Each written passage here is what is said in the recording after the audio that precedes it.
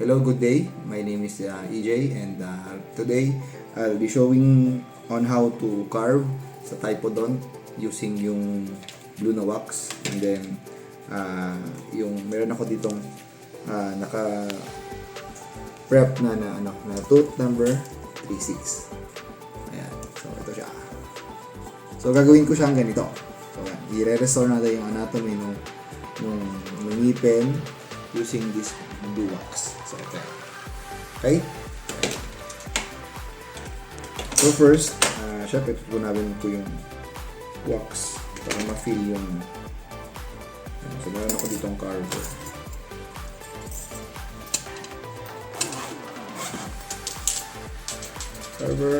Then of course tutunawin natin ang wax yung part na yan. Okay.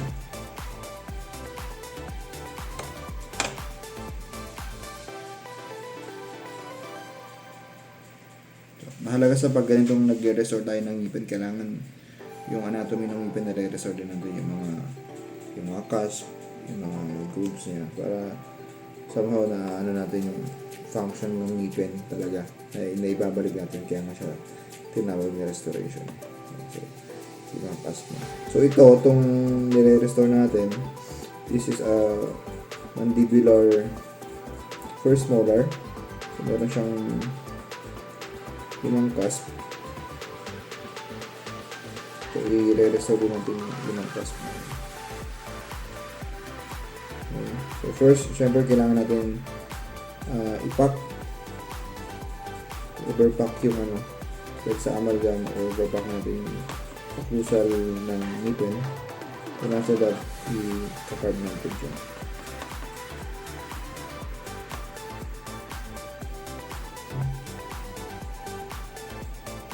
Ayan. So, ayan. So, i-overlap muna natin.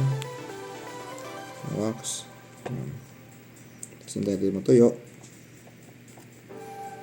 Tapos, saka natin ilalagay ang magic hands. Ayan, magic hands para i-carve natin yung correct natin yung niya. Ayan natin yun. So, syempre yung mga grooves nito, kailangan bubuhayin natin. Maganda yung kalalabasan.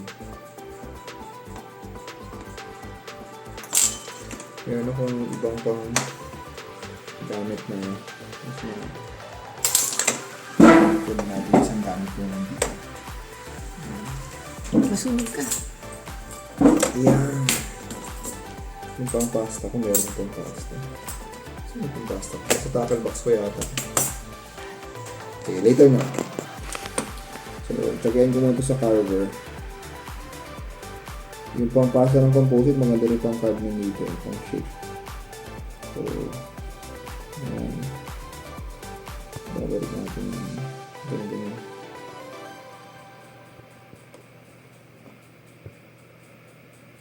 Kung dentist ka, kailangan artistic ka rin eh. Kaya alam mo ibalik paano siya nasira. Paano siya bago nasira.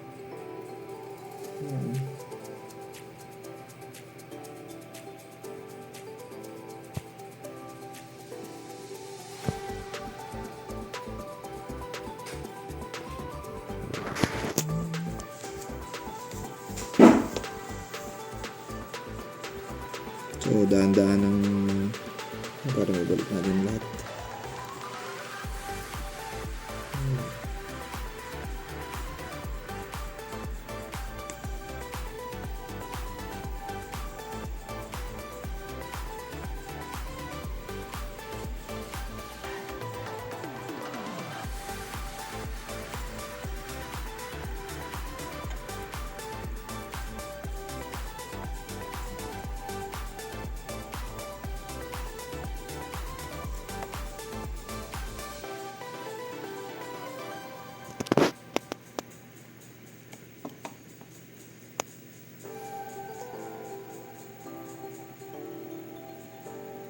Itong mga grooves na to, very very important yan. Kailangan detailed natin yung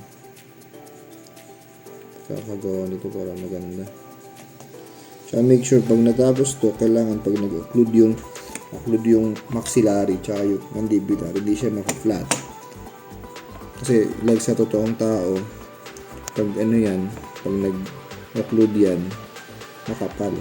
So, iti-trim pa din siya pag ganito si trim mo.